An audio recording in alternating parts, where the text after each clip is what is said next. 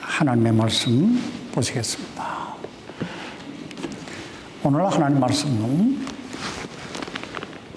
로마서 1장 1절로 4절까지 말씀이 되겠습니다. 오늘 하나님의 말씀은 로마서 1장 1절로 4절까지 말씀이 되겠습니다. 제가 봉독해 드리겠습니다.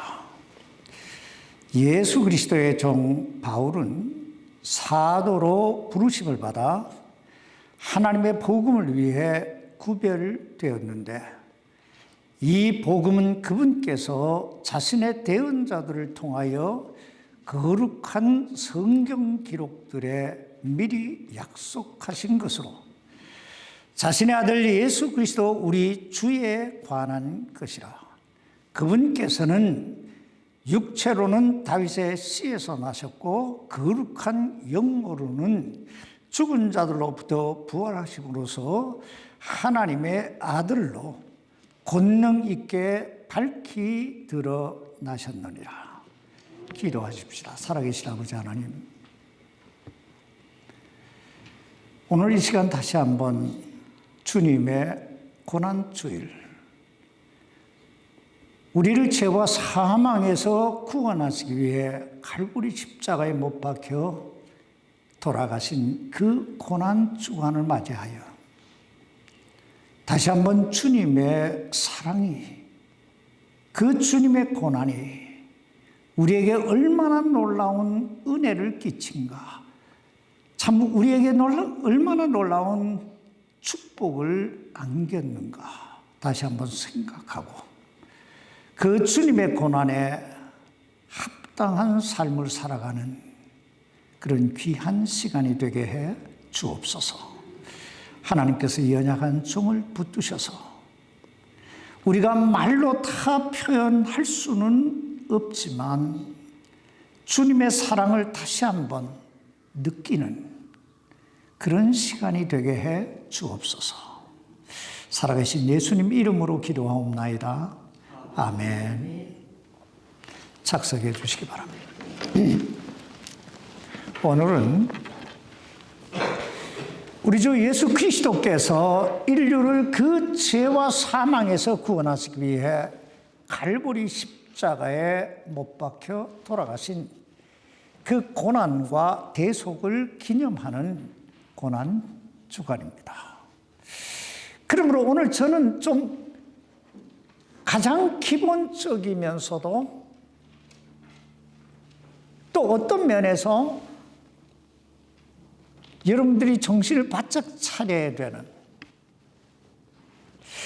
예수 그리스도는 누구시며 또 왜 이 땅에 오셨으며 왜 십자가에 못 박혀 돌아가셨으며 또 그 예수 그리스도를 믿는 자에게는 어떤 일이 일어나게 되는가에 대해 살펴봄으로써 우리 모두가 그 주님의 십자가의 고난에 참여함으로 그 부활의 영광에도 동참하는 가장 복되고 귀한 삶이 되기를 바랍니다.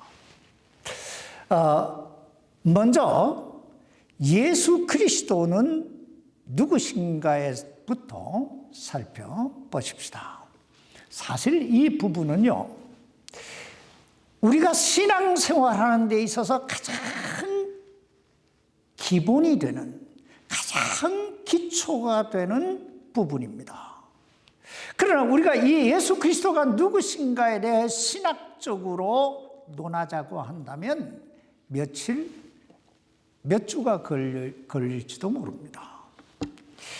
그러므로 오늘 저는 간단하게 핵심적인 부분만 여러분에게 말씀드릴 텐데요. 마태복음 1장 21절에 보면 예수님의 탄생에 대해 이렇게 말씀하고 있습니다. 그녀가 아들을 낳으리니 너는 그의 이름을 예수라 하라. 이는 그가 자기 백성을 그들의 죄들에서 구원할 것이기 때문이라. 이 말씀은 마리아와 정혼한 요셉에게 하나님의 천사가 한 말입니다. 다시 말하면 마리아는 요셉과 정혼한 사이기는 했지만은 아직 결혼은 하지 않은 동정녀, 처녀의 몸이었습니다.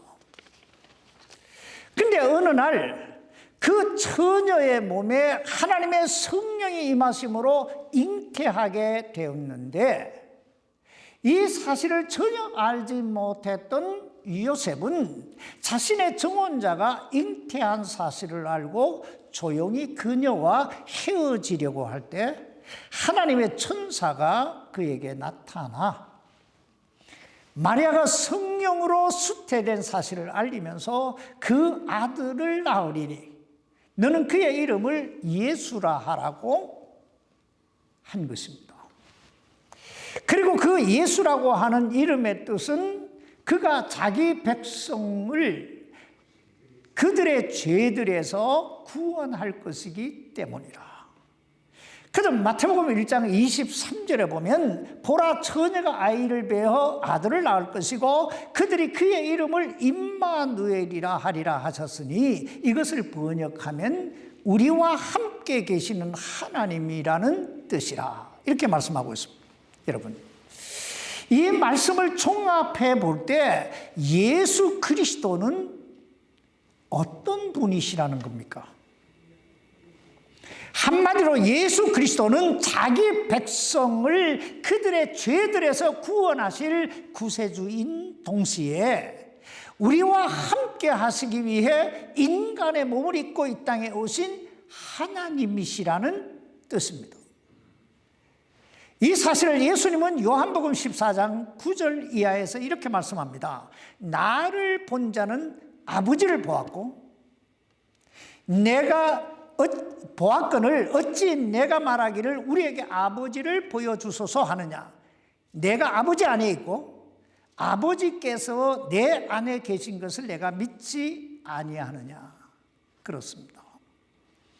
우리 주 예수 그리스도는 인류를 죄와 사망에서 구원하시기 위해 인간의 몸을 입고 이 땅에 오신 하나님의 아들이신 동시에 하나님의 본체가 되신 분입니다.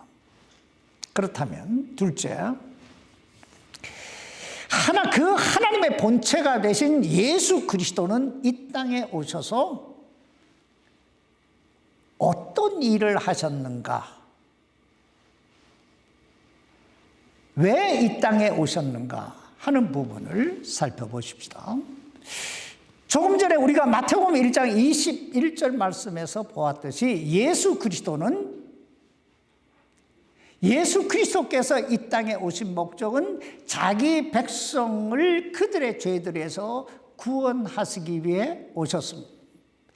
이 사실을 예수님은 누가복음 19장 10절에서 이렇게 말씀하고 있습니다. 사람의 아들은 잃어버린 것을 찾아 구원하러 왔느니라. 그다음 마태복음 20장 28절에 보면 사람의 아들도 섬김을 받으러 오지 아니하고 도리어 섬기며 자기 생명을 많은 사람의 대속물로 주러 왔느니라. 이렇게 말씀하고 있습니다. 이 말씀에 미루어 때 예수 그리스도께서 이 땅에 오신 목적은 인류를 그들의 죄들에서 구원하시기 위해 당신의 몸을 대속물로 주시기 위해 오셨다는 것입니다.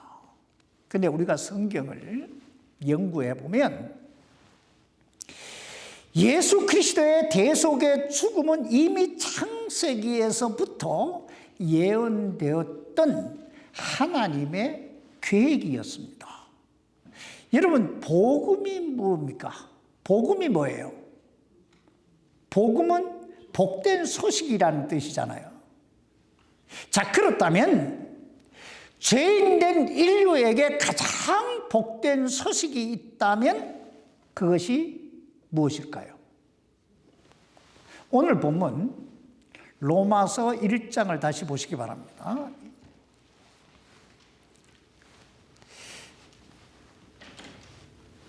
2절입니다. 이 복음은 그분께서 자신의 대언자들을 통하여 거룩한 거룩한 성경 기록들에 미리 약속하신 것으로 자신의 아들 예수 그리스도 우리 주에 관한 것이라. 여러분, 복음이 뭐라고요? 한마디로 복음이란 선지자들, 대언자들을 통하여 거룩한 성경, 이 성경에 기록한 하나님의 아들 예수 그리스도, 그분이 바로 뭐다? 복음이라는 거예요. 지난번에 우리 김 목사님 설교하실 때 예수가 복음이라고 하는 설교를 하셨잖아요. 예. 복음이 뭐라고요? 한마디로 예수 그리스도가 복음이다. 그렇다면 성경은 하나님의 아들 예수 그리스도에 관하여 뭐라고 말씀하고 있길래 예수 그리스도가 복음일까 하는 거예요.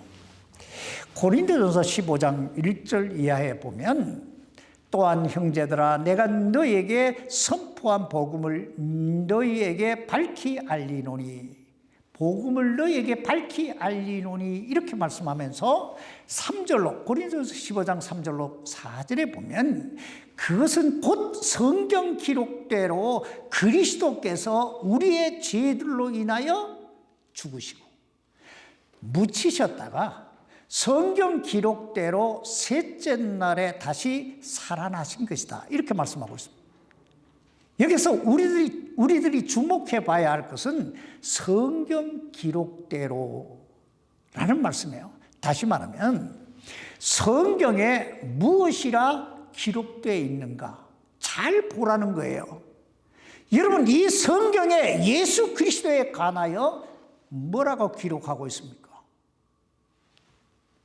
그리스도께서 우리의 죄들로 인하여 죽으시고 묻히셨다가 성경 기록대로 셋째 날에 다시 살아나시고, 이것이 바로 복음이라는 거예요. 그러므로 우리가 올바른 신앙생활을 하기 위해서는 이 성경이 무엇을 말씀하고 있는가 우리가 주목해 봐야 돼요. 성경이 뭘 이야기하고 있지? 성경은 이렇게 시작하고 있습니다. 처음에 하나님께서 하늘과 땅을 창조하시니라. 다시 말하면 태초에 하나님이 천지를 창조하셨다는 것입니다. 그리고 첫째 날에는 빛이 있으라 하시니 빛이 있었고, 둘째 날에는 하늘을 만드시고, 셋째 날에는 땅과 바다와 각종 식물들을 만드시고, 그리고 마지막 여섯째 날에는 하나님께서 인간을 만드셨는데 어떻게 만드셨어요? 창세기 1장 27절에 보면 하나님께서 자신의 형상으로 사람을 창조하시되 남성과 여성으로 창조하시고, 이렇게 말씀합니다. 여기서 우리들이 주목해 봐야 할 건, 하나님께서 인간을 창조하셨을 때 자신의 형상, 곧 하나님의 형상을 따라 사람을 만드셨다는 거예요. 그러니 우리가 얼마나 존귀한 존재입니까? 얼마나 위대한 존재인가? 여러분, 우리가 이걸 알아야 돼요. 우리는 그냥 시시한 존재가 아니고 하나님의 형상을 따라 지음을 받은 위대한 존재인 거예요. 그러므로 창세기 1장 31절에 보면 주님이 그 인간을 바라보시면서 매우 좋았더라. 너무 당신의 형상대로 지으신 그 인간이 너무 매우 좋았더라, 이렇게 말씀하고 있습니다. 그런데 안타깝게도 그 하나님의 형상대로 지음을 받은 그 존귀한 인간이 사탄의 유혹을 받아서 하나님께서 먹지 말라고, 먹는 날에는 정령 죽으리라고 명하신 선악을 알게 하는 나무의 실과를 따먹습니다. 그 순간부터 인간은 영원히 죽을 수밖에 없는 죄인으로 전락해버리고 말았습니다. 그런데 사랑과 긍휼에 풍성하신 하나님께서 창세기 3장 15절에 보면 그 죄인된 인간을 구원하시기 위해 여자의 씨, 여자의 후손을 이 땅에 보내주시겠다고 약속합니다. 그리고 창세기 3장 21절에 보면 그 여자의 씨가 어떻게 죄와 허물로 죽었던 인간을 구원하실 것인가에 대해 한 모형을 보여주시고 계시는데, 그곳에 보면 주 하나님께서 아담과 그 아내에게 가죽옷을 지어 입히시니라 이렇게 말씀하고 있습니다. 여러분, 아담과 하와가 하나님께서 먹지 말라고 먹는 날엔 정령 죽으리라고 명하신 그 선악을 알게 하는 나무의 실과를 따 먹은 후에 가장 먼저 한 일이 뭐예요? 창세기 3장 7절에 보면 그들 두 사람의 눈이 열리고, 그리고 그들이 자기들의 벌거벗은 줄을 알고는 무화과 나무 잎을 함께 엮어서, 부부 금실은 좋았던 것 같아요. 무화과 나무 잎을 주워다가 함께 엮어서 앞치마를 해 입었더라 이렇게 말합니다. 앞치마를 만들었더라. 그런데 창세기 3장 8절에 보면 그들이 그날 서늘한 때에 동산에 그리시는 하나님의 음성을 듣고 아담과 그의 아내가 주 하나님을 떠나 피하여 동산나무 사이에 숨으매라고 말씀합니다. 그때 하나님께서 아담을 부르세요. 창세기 3장 9절에 보면 주 하나님께서 아담을 부르시며 그에게 이르시되 내가 어디 있느냐. 이 하나님의 음성을 들은 아담이 창세기 3장 10절에 보면 이렇게 대답합니다. 그가 이르되 내가 동산에서 하나님의 음성을 듣고 벌거벗었으므로 두려워하여 숨었나이다. 여러분, 우리가 창세기 3장 7절에서 어떤 장면을 봤어요? 아담과 하와가 무화과 나무 잎을 함께 엮어 앞치마해 입는 걸 봤잖아요. 그런데 하나님께서 저들을 부르시자 저들이 뭐라고 고백합니까?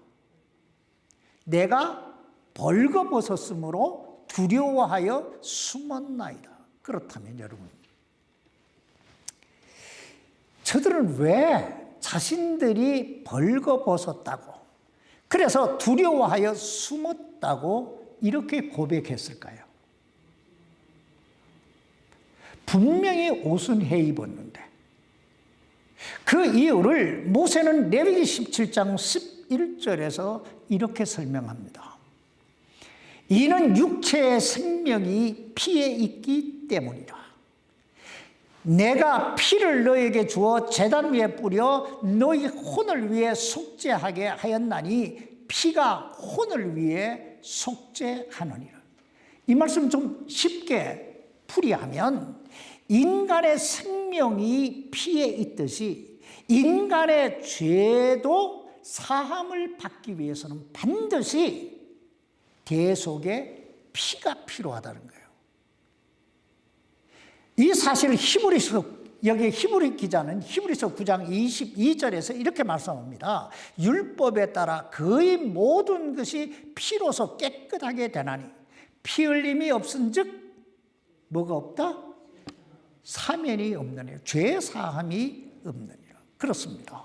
인간의 죄가 사함을 받기 위해서는 반드시 대속의 피가 있어야 돼요.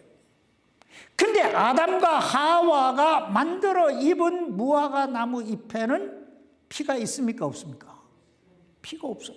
그러므로 그 무화과 나무 잎으로 치마를 해 입었지만 결국 내가 벌거벗었다고 고백할 수밖에 없었던 거예요. 그래서 창세기 3장 21절에 보면 하나님께서 친히 저들에게 뭘 지어 입혀요? 가죽옷을 지어 입혀 주셨던 것입니다. 이것이 바로 인류를 그 죄와 사망에서 구원하시고자 하시는 하나님의 방법이고 하나님의 계획이었던 거예요. 그러므로 하나님의 계획에 따라 예수 그리스도께서 여자의 후손, 여자의 씨를 통하여 이 땅에 오셨고 십자가에 못 박혀 피 흘려 대속의 죽음을 죽으셨던 것입니다. 그렇다면 예수 그리스도는 왜 여자의 후손으로 오셔야만 했을까요? 로마서 5장 12절에 보면 그러므로 한 사람으로 말미암아 죄가 세상에 들어오고 그 죄로 말미암아 사망이 왔나니 이와 같이 모든 사람이 죄를 지었으므로 사망이 모든 사람에게 이르렀느니라. 이렇게 말씀합니다. 여러분, 여기 이 한 사람이 누굴까요?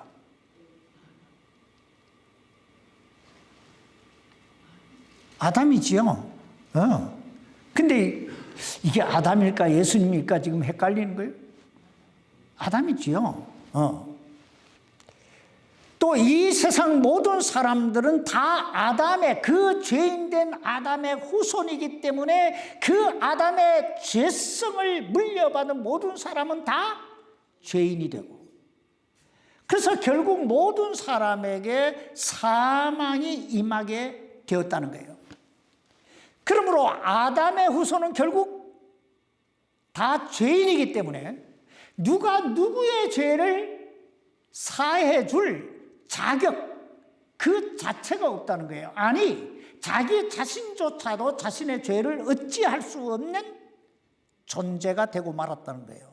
그러므로 하나님께서 동정녀 마리아의 몸을 통해 성령으로 잉태되신 당신의 아들 예수 그리스도를 이 땅에 보내셔 하나님께서 죄로 말미암아 벌거벗은 아담과 하와를 위해 가죽옷을 지어 입혀 주시기 위해 양을 잡아 그 피를 양을 잡아 그 피를 흘리게 하셨던 것처럼 인류의 죄를 사해 주시기 위해 그 외아들 예수 그리스도를 십자가에 못 박아 대속의 피를 흘려 죽게 하시므로 누구든지 그 예수 그리스도의 대속의 보혈의 공로를 믿기만 하면 가지고 이걸 좀 고상하게 말하면 의의 옷을 한 벌씩 딱딱 입혀 주신 거예요. 그러므로 침례 요한은 예수님이 당신에게 이렇게 나오시는 모습을 보면서 요한복음 1장 29절에서 이렇게 말합니다. 보라 세상 죄를 지고 가는 하나님의 어린 양이로다. 예수님이 아담과 하와에게 가죽옷을 지어 입혀 주시기 위해서 양이 희생되어야만 했듯이 인류의 죄를 사해 주시기 위해 이 땅에 오신 어린 양이 하나님의 어린 양이라는 거예요. 그렇습니다. 예수 그리스도께서 동정녀 마리아의 몸을 통해 성령으로 잉태하여 이 땅에 오신 것은 또 십자가에 못 박혀 피 흘려 죽으신 것은 그리고 죽은 지 3일 만에 부활하신 것은 모두가 인류를 그 죄와 사망에서 구원하시기 위한 하나님의 계획이었고 또 예수 그리스도의 순종이었습니다. 이게 바로 뭐다? 복음이다. 그리고 이것이 바로 예수님이 이 땅에 오신 목적이라는 거예요. 그럼 이제 세 번째 단계를 넘어가서 예수님께서 이 땅에 오셔서 하신 일이 뭔가 하는 부분을 좀 살펴보십시다. 마태복음 4장 23절을 보면 예수님께서 행하신 일을 이렇게 요약합니다. 예수님께서 온 갈릴리에 두루 다니사 그들의 회당에서 가르치시고 왕국 복음을 선포하시며 백성 가운데서 온갖 종류의 질환과 온갖 종류의 질병을 고치시니 여기에 보면 예수님께서 이 땅에서 행하셨던 그 여러 가지 일들을 단 세 가지로 요약하고 있는데, 첫째는 가르치시고, 둘째는 왕국 복음을 전파하시고 선포하시고, 셋째는 백성 가운데서 온갖 종류의 질환과 온갖 종류의 질병을 고치신 일이었습니다.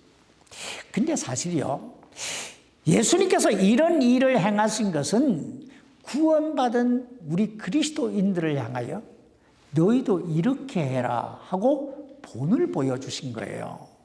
사실 우리 그리스도인들은 이 세상에 살면서요, 기본적으로 세 가지 일을 해야 되는데, 첫째는 이 하나님의 말씀을 다른 사람에게 가르쳐야 돼요.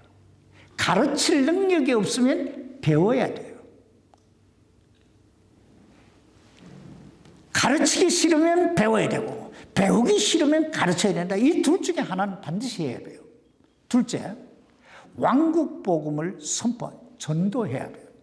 셋째는 내 이웃의 아픔, 내 이웃의 연약한 사람들과 함께 할 수 있어야 된다. 이게 그리스도인의 삶의 기본적 자세예요. 가르치고, 전하고, 나누라. 함께 나누라. 이게 또 올해 우리 교회 표인 하나님의 선물을 불붙이는 일이에요. 자, 이제 이런 일을 3년 동안 한결같이 행하시다가 때가 이름에 십자가의 대속을 이루시기 위해 갈보리 언덕으로 오르시게 됩니다. 마태복음 26장에 보면 예수님은 당신의 제자였던 가룟 유다에게 배신을 당해서 대제사장이었던 가야바의 뒷뜰에 끌려가게 됩니다. 그리고 마침내 그 당시 유대 총독이었던 빌라도의 법정에 서게 됩니다. 그때 요한복음 19장 10절에 보면 빌라도가 예수님께 이렇게 말합니다. 이에 빌라도가 그분께 이르되 내가 내게 말하지 아니하느냐, 내게는 너를 십자가에 못 박을 고난도 있고 놓아줄 고난도 있음을 내가 알지 못하느냐 하매. 무슨 말입니까? 빌라도가 예수님께 이렇게 말하고 있는 거예요. 나는 너를 살려줄 고난도 있고 죽일 고난도 있다. 자, 그러자 요한복음 19장 11절에 보면 예수님이 이렇게 말씀하십니다. 위에서 내게 주지 아니하였더라면, 다시 말하면 하나님께서 너에게 그런 고난을 주지 아니하셨더라면,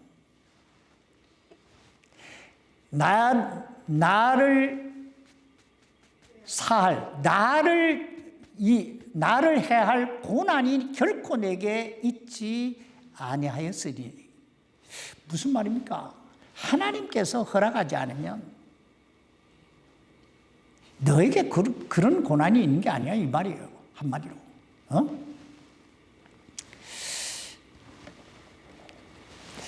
그렇습니다. 예수 그리스도의 십자가에 못 박혀 죽으신 것은 인류를 그 죄와 사망에서 구원하시기 위한 하나님의 계획이었고 예수님의 순종이었지 빌라도의 어떤 고난 때문은 아니었어요. 그러므로 빌립보서 2장 6절 이하 8절에 보면 주님은 하나님의 본체이시지만 그 본체이심을 주장하지 아니하시고 종의 형체를 가지고 인간의 모습으로 이 땅에 오셔서 죽기까지 순종하셨다. 이렇게 말씀하고 있습니다. 그렇습니다. 예수 그리스도는 하나님의 본체이셨어요. 그러나 여러분, 여러분과 그 하나님의 본체가 되신 예수 그리스도께서는 여러분과 저를 죄와 사망에서 구원하시기 위해, 아니 온 인류를 구원하시기 위해 기꺼이 사람의 모습으로 종의 형체로 이 땅에 오셔서 자신을 낮추시고 하나님의 뜻을 이루기 위해 십자가에 못 박혀 죽으셨던 것입니다. 그럼 이제 예수님께서 십자가를 지고 갈보리 언덕으로 올라가시는 그 모습을 좀 따라가 보십시다. 마태복음 27장 27절 이하 56절까지 말씀을 보면 유대 군중들의 협박에 못 이긴 빌라도가 드디어 예수님을 십자가에 못 박으라고 저들에게 내어줍니다. 그래서 저들은 온갖 방법으로 주님을 조롱하고 핍박합니다. 유대인의 왕이라고 해서 가시멜류관을 그 이마에 씌우고 붉은 홍포를 입히고 7갈래로 갈라진 채찍으로 그분을 사정없이 내리칩니다. 그뿐 아니라 그분의 얼굴에 침을 뱉습니다. 중동의 가시는 얼마나 크고 단단한지 그분의 이마에서는 붉은 선혈이 끊임없이 흐르고 7갈래로 갈라진 그 채찍에 맞은 그분의 등은 살이 찢기고 피가 튀깁니다. 이렇게 2시간 이상 괴롭혔던 그 로마 병정들은 그 잔인한 조롱도 실증이 났던지 예수님을 십자가에 못 박기 위해 갈보리 언덕길을 오릅니다. 그러나 밤새도록 그 모진 고문에 지칠 대로 지친 예수님은 가다가 넘어지고 쓰러지고 반복. 그럴 때마다 로마 병정들의 채찍은 사정없이 예수님을 향하여 날아듭니다. 그러나 저들도 어찌할 수 없었던지 구레네 사람 시몬을 강제로 잡아다가 예수님의 십자가를 지고 그 언덕을 오르게 합니다. 마침내 히브리 말로 골고다라고 하고 라틴어로 갈보리라고 하는 그 언덕에 도달한 로마 병정들은 십자가를 눕혀놓고 예수님의 손과 발을 그곳에 못 박습니다. 어떤 시인은 그때 그 모습을 이렇게 노래합니다. 그때 그 무리들이 예수님 못 박았네. 녹슨 세계의 그 못으로 망치 소리 내 맘에 울리면서 들렸네. 그 피로 내 죄 씻었네. 참 얼마나 적합한 노래인지 몰라요. 응? 이제 못 박기를 다한 저들은 웅덩이를 깊게 파고 그곳에 예수님이 못 박히신 십자가를 하늘과 땅 사이에 높이 세웁니다. 그러자 주님의 손과 발에서는 끊임없이 붉은 선혈이 흘러 내립니다. 그렇게 6시간 동안 그 중동의 뜨거운 태양볕 아래 매달려 계시던 주님께서 마태복음 27장 46절에 보면 이렇게 외칩니다. 9시쯤에 예수님께서 큰 소리로 외쳐 이르시되 엘리 엘리 나마 사박다니 하시니 이것은 곧 나의 하나님이여 나의 하나님이여 어찌하여 나를 버리셨나이까 라는 말이라. 그리고 마태복음 27장 50절에 보면 예수님께서 다시 큰 소리로 외치시고 숨을 거두시니라 이렇게 말씀하고 있습니다.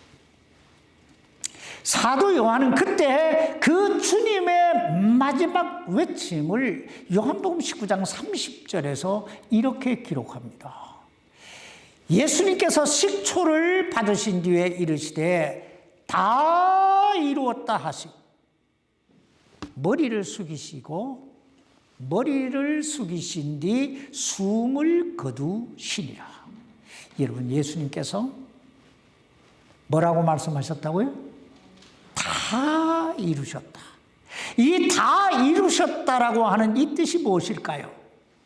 이 말씀은 당신이 십자가에 못 박혀 피 흘려 죽으심으로 인류를 그 죄와 사망에서 구원하시고자 하시는 하나님의 뜻, 하나님의 계획을 내가 이제 다 이루었단 말이에요. 이렇듯 예수 그리스도는 여러분과 저를 죄와 사망에서 구원하시기 위해 그 십자가에 못 박혀 피 흘려 죽으신 것입니다. 이제 마지막으로 그 예수 그리스도를 믿는 자에게는 어떤 일이 일어나게 되는가 하는 부분만 보고 마칩시다. 마태복음 27장 51절로 53절에 보면 이렇게 말씀합니다. 이에 보라, 성전의 휘장이 위에서 아래까지 둘로 찢어지고 땅이 진동하며 바위들이 터지고 무덤들이 열리니 잠든 성도들의 많은 몸이 일어나 그분의 부활 뒤에 무덤 밖으로 나와서 거룩한 도시로 들어가 많은 사람에게 보이니라. 예수님이 십자가에 못 박혀 죽으신 후의 사건이에요. 우린 여기서 세 가지 놀라운 진리를 발견하게 되는데, 첫째, 성전의 휘장이 위로부터 아래로 쫙 찢어져 둘로 갈라졌다고 하는 말은 누구든지 그 예수 그리스도의 십자가의 대속의 보혈을 믿기만 하면 하나님 앞에 나아갈 수 있는 길이 열렸다. 우리가 이전에는 죄인이었기 때문에 하나님의 영광에 이르지 못했는데 예수 그리스도의 그 보혈의 십자가만 믿으면 하나님의 영광에 이르게 되는 그 길이 열리게 된다, 이 말이에요. 둘째, 무덤이 열리니 잠든 성도의 많은 몸이 일어났다고 하는 말은 누구든지 예수 그리스도를 믿으면, 예수 그리스도 안에 있으면 부활의 영광에 참여하게 된다 한 말이에요. 그리고 셋째, 예수님의 부활 뒤에 무덤 밖으로 나와서 거룩한 도시로 들어갔다라고 하는 말은 예수 믿고 구원받은 성도는 부활의 주님과 함께 하나님께서 예비하신 그 새하늘, 그 거룩한 도시 새 하늘과 새 땅에 들어가 영원히 살게 된다라고 하는 것입니다. 이렇듯 예수님께서 십자가에 못 박혀 피 흘려 죽으신 것은 당신을 믿는 모든 자에게 이 영원한 생명을 주시기 위함이었던 것입니다. 그러므로 주님은 요한복음 11장 여기 25절 이하에서 이렇게 말씀합니다. 나는 부활이요 생명이니 나를 믿는 자는 죽어도 살겠고 누구든지 살아서 나를 믿는 자는 결코 죽지 아니하리라. 오늘 여러분은 이 말씀을 믿습니까? 그렇다면 주님의 그 십자가의 고난, 이 고난 주간을 맞이해서 다시 한번 우리의 삶의 발자취를 돌아볼 수 있기를 바랍니다. 나는 과연 주님의 고난에 참여하고 있는가? 내가 주님의 고난에 참여하면 결국은 그 부활의 영광에도 참여하게 될 것입니다. 하나님께서 그 주님의 고난에 동참하는 우리 모두에게 그 부활의 영광에도 이르게 하는 그 놀라운 은혜를 우리 모두에게 풍성히 넘치게 주시기를 주의 이름으로 축원합니다. 기도하십시다. 살아계신 아버지 하나님, 오늘은 우리 주 예수 그리스도의 십자가의 고난주간을 맞이해서 다시 한번 참 예수님의 발자취를 따라가 보았습니다. 하나님, 어눌한 말로 다 표현하진 못했다 할지라도 성령 하나님께서 우리 각 사람 마음속에 이것이 무엇인가, 이 말씀이 어떤 의미인가 깨달아 알게 하시고 참 주님께 합당한 그런 삶을 살아갈 수 있는 은혜를 우리에게 주옵소서. 예수님 이름으로 기도하옵나이다. 아멘.